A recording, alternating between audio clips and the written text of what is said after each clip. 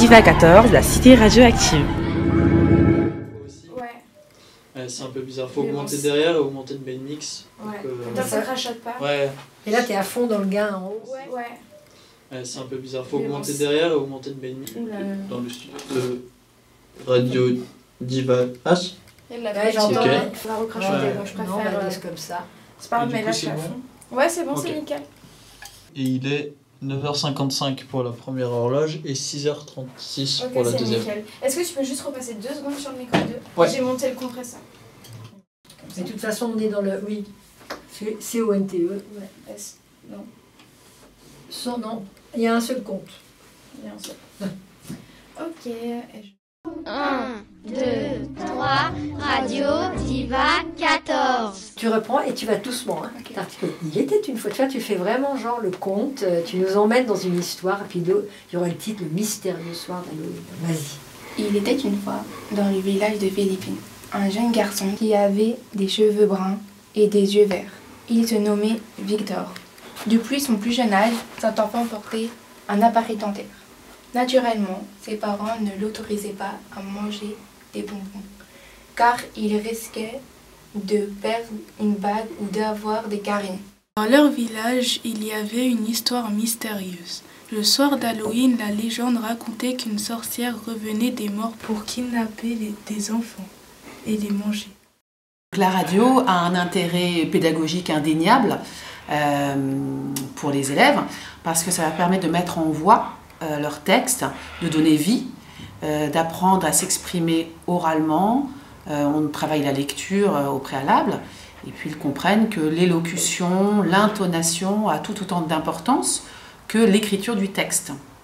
Notre héros et son ami décidèrent d'aller rendre visite aux habitants de la maison la plus effroyable.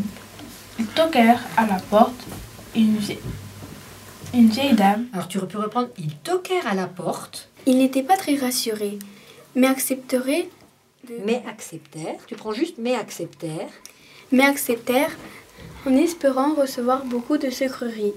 C'est vraiment super de travailler ici à François-Villon. On a des conditions de travail qui sont vraiment excellentes. C'est vraiment trop agréable de bosser avec les élèves. Ils sont toujours super contents de voir le studio, de pouvoir enregistrer. Et c'est très agréable de leur faire plaisir et de faire des beaux projets avec eux. Articule bien.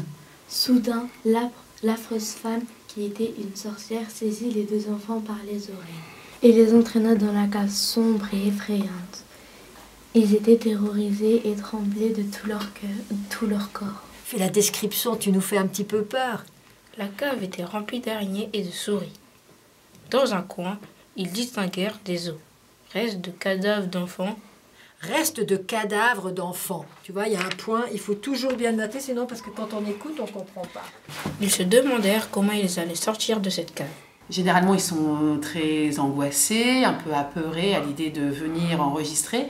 Et à la fin, ils sont très heureux et découvrent avec plaisir leur texte. Et souvent, ils aiment le partager avec leur famille. Katharina pleurait à chaudes larmes. Elle voulait retrouver ses parents.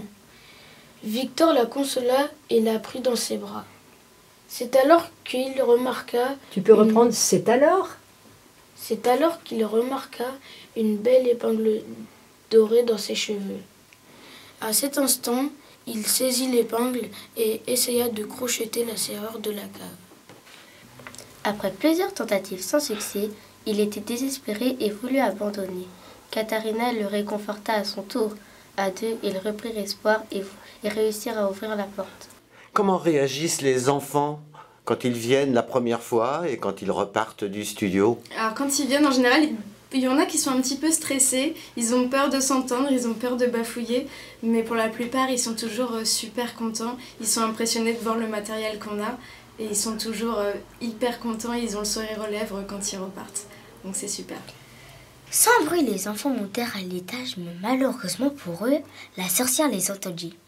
L'horrible femme apparut soudain devant eux et leur courut après. Les enfants prirent leurs jambes à leur cou.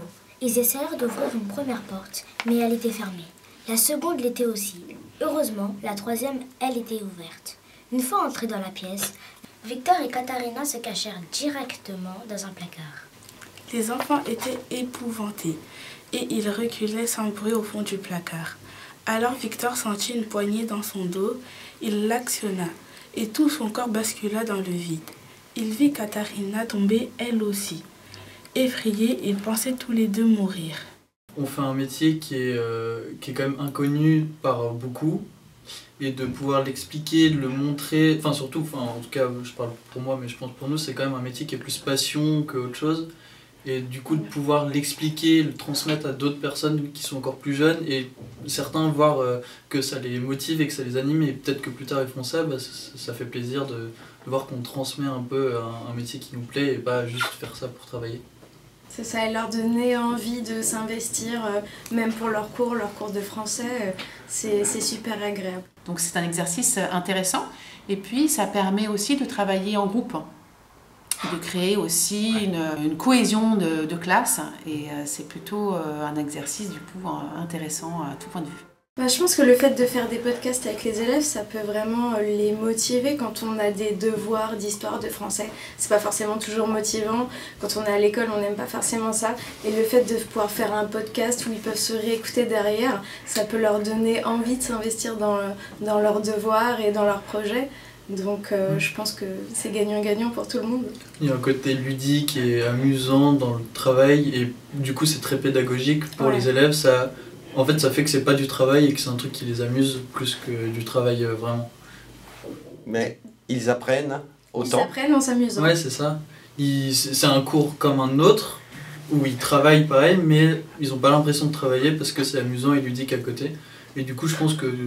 Bon, après, il y en a qui aiment pas forcément se faire enregistrer, ça peut bloquer pour certaines personnes, mais pour beaucoup, c'est plutôt l'inverse, ça les encourage et ça les motive à se donner plus dans le travail, et je pense que c'est bénéfique pour beaucoup. Ouais.